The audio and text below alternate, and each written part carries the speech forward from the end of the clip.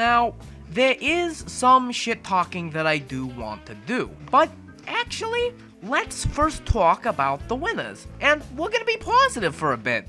Best Picture went to Parasite. Holy fuck! The movie that deserved it? Well, fuck me running. I thought they were gonna pull another piece of dumb bullshit, but hey, gotta give mad props where they deserved.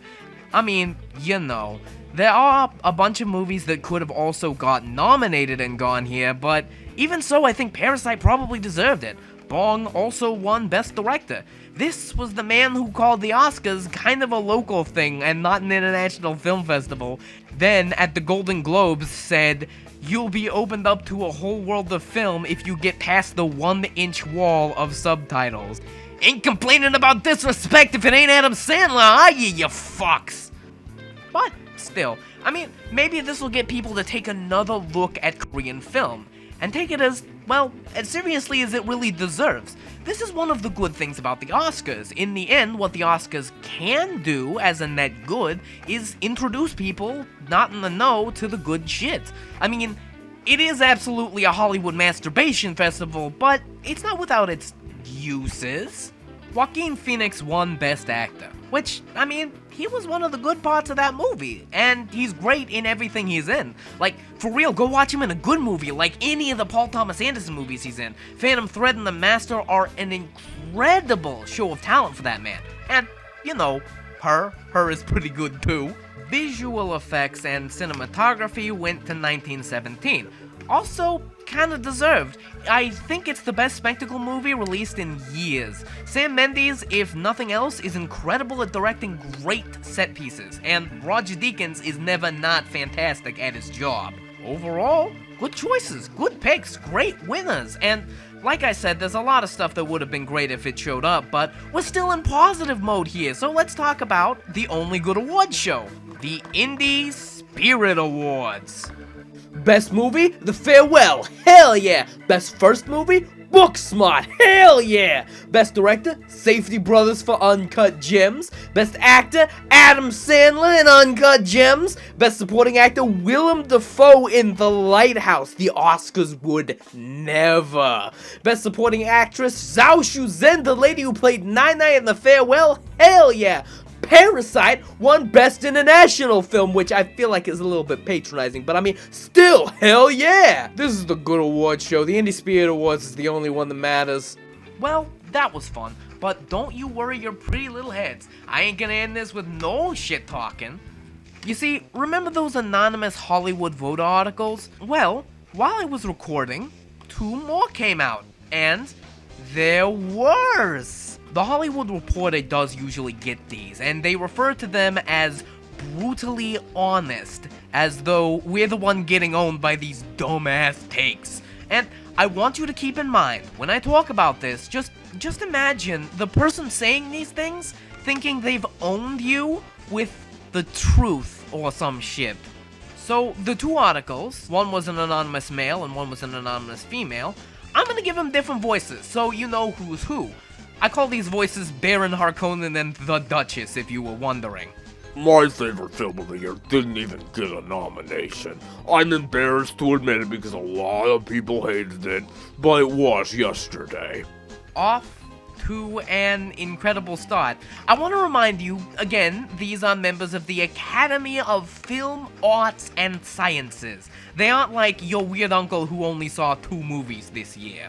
The 2 movies that I really hated were Ford vs. Ferrari and Little Women. Little Women was badly acted and confusing. With Little Women, the timeline was ridiculous. I was really confused sometimes, and I know I'm not the only one. Thank God Saoirse Ronan cut her hair, because that at least gave me a bit of a reference point. I shouldn't need a scorecard to keep track of a movie's timeline.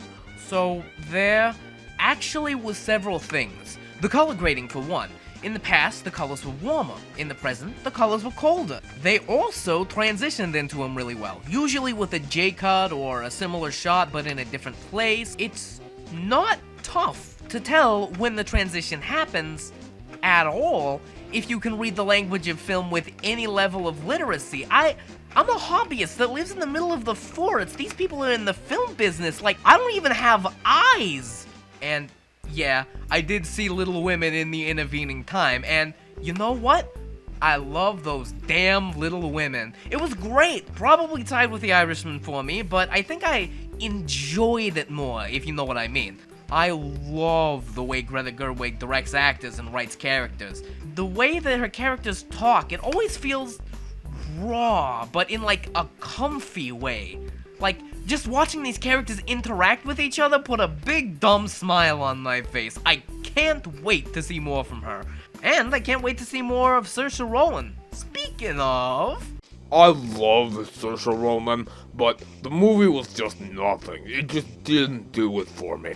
And it makes me sick when they say Saoirse Ronan and Greta Gerwig, when they say they're gonna work together forever. They'll work together for a little while, and then something else will happen. The studio's gonna get tired of one of them, and that's it. Somehow, that's not even the worst thing one of them says, but it's exactly why I think Hollywood should burn. But Gerwig and Ronan have so much clout in the indie scene, they won't need to worry about this man or his studio. They can do whatever the fuck they want, but damn, does this shit legitimately piss me off. The arrogance of that shit, the pure belief that a studio should continue to have pure, unadulterated say over every aspect of someone else's movie is fucking incredibly gross.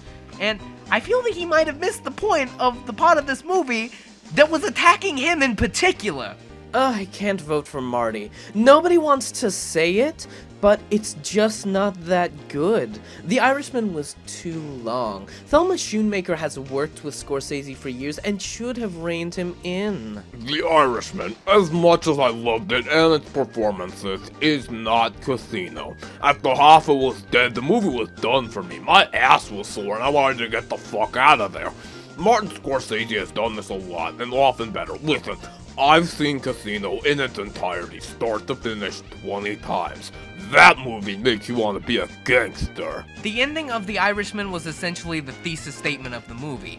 It was a movie about giving your life to something, only to see, in your old age, all of the horrible things, the betrayals, everything you regret, everything that haunted you that you did, that pushed your family away from you, that you thought was for the greater good, not matter.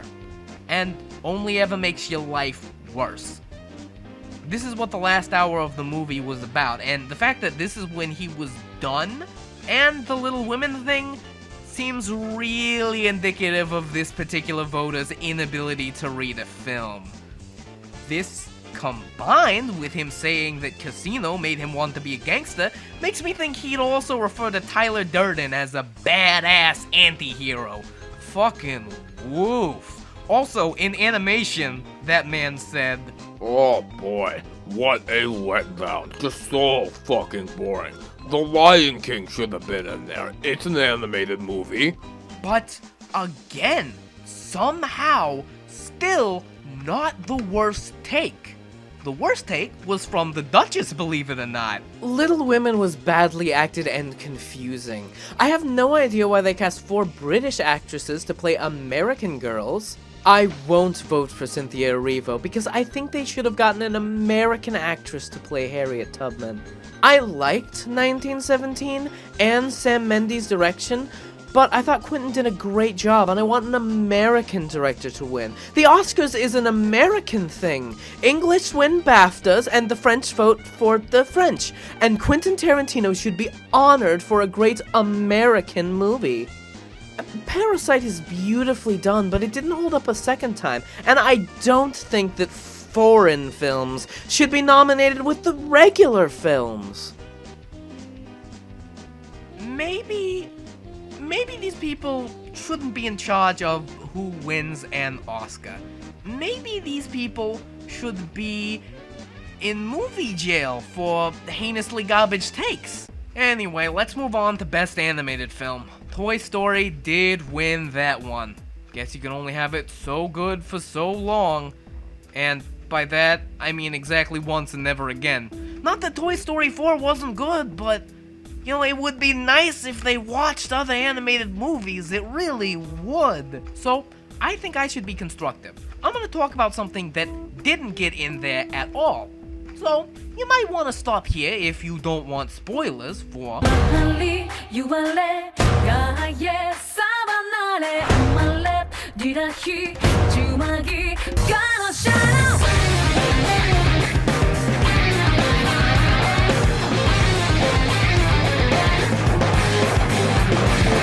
Promare is a movie about an apocalyptic weather event that's implied to be entirely preventable, being used as an excuse to disparage a marginalized group and create a path of salvation for the elites who want to go to space, while dooming everyone else to death by extreme heat. So, a twink and his himbo boyfriend fighting giant robots about it. This movie whips ass. As a social commentary, it's very right to the point. It kinda isn't at all subtle. Within the first 20 minutes of the movie, the people who are working for the bad guys sorta start to question if they're working for the bad guys, which, I mean, yeah, it's pretty clear that they are. Really, the only thing that gets revealed as time goes on is just how deep the corruption goes and how bad the bad guys are. Usually, I would complain about it being a little too on the nose, but honestly, after Joker's wishy-washiness and Parasite's really well thought out subtlety, it was kind of refreshing to see a movie just be unabashedly punk as fuck. We're gonna punch the physical representation of the establishment in the face with a giant robot. Hell yeah! Now, as an action movie, this is where it really shines. The social commentary puts an undercurrent of emotion in every set piece. Every time anyone fights, it really means something to these characters. Marvel! Also, the animation. I mean, it's a Trigger production, so that almost goes without saying. It's great. It's fast, it's flashy, it's stylish, it's incredibly indulgent, but it's never too indulgent. You get a real great sense of what's going on second to second. There are a lot of really great movies that really only when you get to the end you see all of what everything built up to that point, and you can see how everything fit together and why so many people like it. With Promare, you kinda get what the movie's going to be in the first 10 minutes, but you're definitely hyped for more. The art is also beautiful. It's colorful and very geometric? I know there's a better word for it, but there are a lot of things that are just combinations of shapes that give it a real nice style. It's great to look at. It's just a good-ass movie. You're gonna love it. It's wonderful. And I think that about wraps it up for the Oscars. Overall, they did a good job. It was a good Oscars. Good on you, Academy. You did good with most of the stuff. Maybe you're learning. I promise to get the top 10 of the decade out soon. It's taken me a while to get my list ready. I'm just